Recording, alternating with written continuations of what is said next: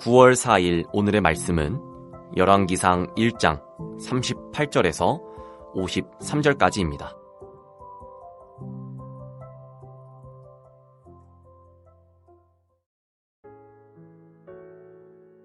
제사장 사독과 선지자 나단과 여호야다의 아들 브나야와 그렛 사람과 블렛 사람이 내려가서 솔로몬을 다윗 왕의 노새에 태우고 인도하여 기혼으로 가서 제사장 사독이 성막 가운데에서 기름 담은 뿔을 가져다가 솔로몬에게 기름을 부으니 이에 뿔나팔을 불고 모든 백성이 솔로몬 왕은 만세수를 하옵소서 하니라.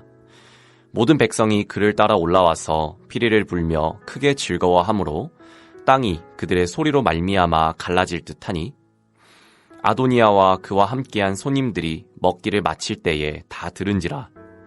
요압이 뿔나팔 소리를 듣고 이르되 어찌하여 성읍 중에서 소리가 요란하냐. 말할 때에 제사장 아비아달의 아들 요나단이 오는지라. 아도니아가 이르되 들어오라. 너는 용사라. 아름다운 소식을 가져오는도다. 요나단이 아도니아에게 대답하여 이르되 과연 우리 주 다윗 왕이 솔로몬을 왕으로 삼으셨나이다. 왕께서 제사장 사독과 선지자 나단과 여호야다의 아들 브나야와 그렛 사람과 블렛 사람을 솔로몬과 함께 보내셨는데 그들 무리가 왕의 노새에 솔로몬을 태워다가 제사장 사독과 선지자 나단이 기온에서 기름을 부어 왕으로 삼고 무리가 그곳에서 올라오며 즐거워하므로 성읍이 진동하였나니 당신들에게 들린 소리가 이것이라. 또 솔로몬도 왕좌에 앉아있고 왕의 신하들도 와서 우리 주 다윗 왕에게 축복하여 이르기를 왕의 하나님이 솔로몬의 이름을 왕의 이름보다 더 아름답게 하시고 그의 왕위를 왕의 위보다 크게 하시기를 원하나이다 하매 왕이 침상에서 몸을 굽히고 또한 이르시기를 이스라엘의 하나님 여호와를 찬송하리로다. 여호와께서 오늘 내 왕위에 앉을 자를 주사 내 눈으로 보게 하셨도다 하셨나이다 하니 아도니아와 함께한 손님들이 다 놀라 일어나 각기 갈 길로 간지라.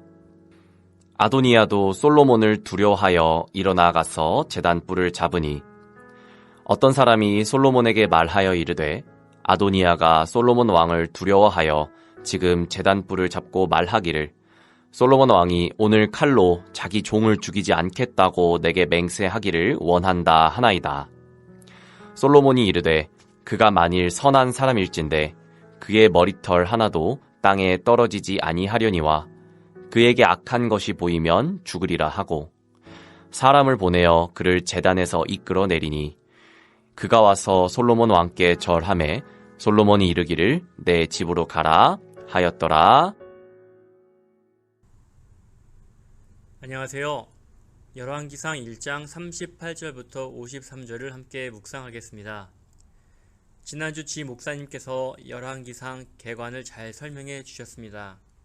설명을 참조하시면 묵상하시는데 큰 도움이 되실 겁니다.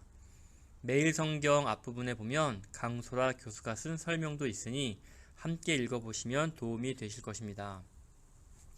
열왕기상은 다윗의 이야기가 끝나고 솔로몬의 왕위 계승으로 시작합니다.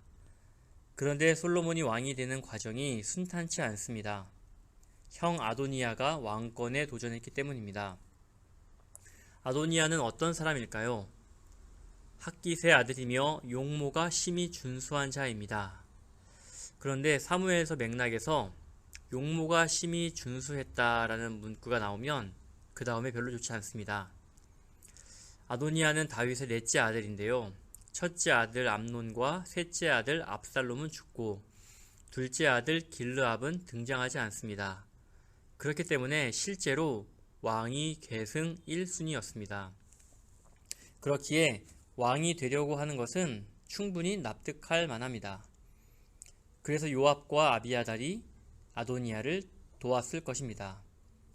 그런데 아마도 왕국 내에서 솔로몬을 왕으로 세우고자 하는 별도의 움직임이 있었던 것 같습니다. 충분히 그럴 가능성이 있습니다. 그러면 누가 다윗의 후계자가 될 것인가에 대해 왕국 내에 갈등과 대립이 벌어졌겠죠. 솔로몬을 따르는 사람은 브나야와 사독, 그리고 나단 선지자입니다.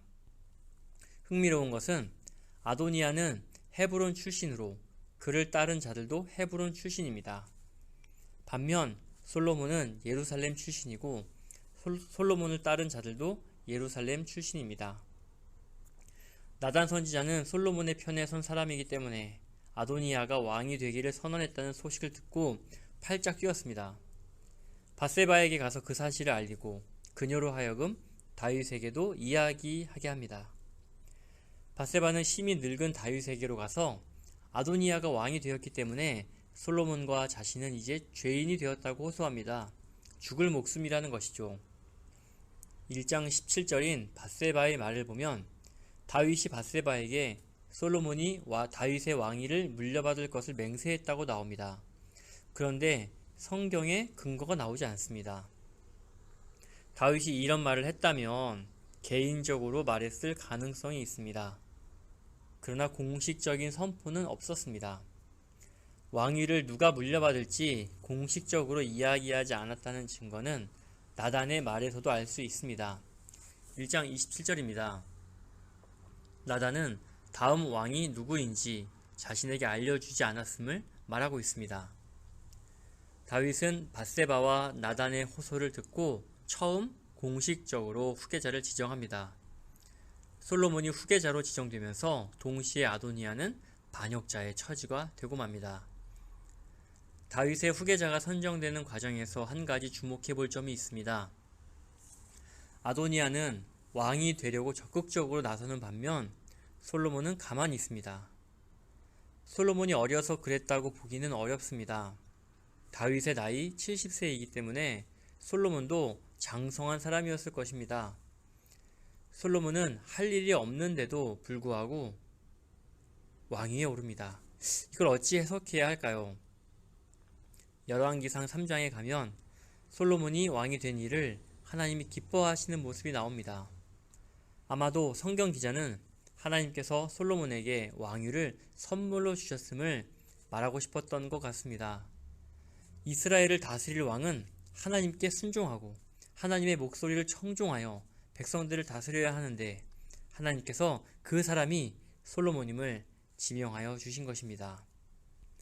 어찌 보면 왕위 계승이 세속적으로 권력 쟁탈전에서 예루살렘파가 승리한 것처럼 보입니다. 그렇지만 열왕기 저자는 이것이 하나님의 뜻이었다고 해석합니다. 다윗 왕의 명령에 따라 제사장 사독과 선지자 나단, 여호야다의 아들 브나야는 솔로몬을 다윗 왕이 타던 노새에 태워 기온강으로 가서 기름을 붓고 그를 이스라엘의 왕으로 삼습니다. 왕의 호위대 역할을 했던 그렛 사람과 블렛 사람이 이들을 호위했습니다. 그에게 붓는 기름은 성막에서 가져왔는데 거룩한 예식을 할 때 사용할 기름을 성막에 보관했습니다. 아도니아는 솔로몬의 보복을 두려워한 나머지 제단불을 잡습니다.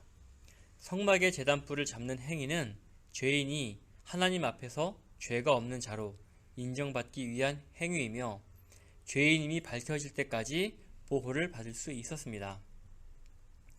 51절에 따르면 아도니아는 왕이 된 솔로몬이 자기를 칼로 죽이지 않겠다고 맹세하기를 구합니다. 아도니아가 이미 자기 자신을 솔로몬의 종으로 표현하는 것을 볼 때 치근하게 느껴집니다.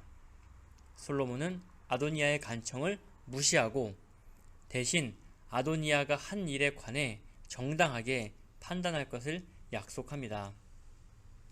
아도니아는 왕이 되고 싶었습니다. 그래서 자신을 도울 사람들을 모으고 군사를 모았습니다. 왕이 될 것을 축하하는 잔치를 열어 자축합니다. 그러나 결국 왕이 되지 못합니다. 열왕기상 1장이 보여주는 왕위 계승 이야기에서 명확히 드러나는 메시지는 하나님이 허락하신 자가 왕이 될 수 있다는 사실입니다. 아무리 자신이 형이고 잘났고 힘이 있다고 해도 하나님께서 허락하셔야만 합니다.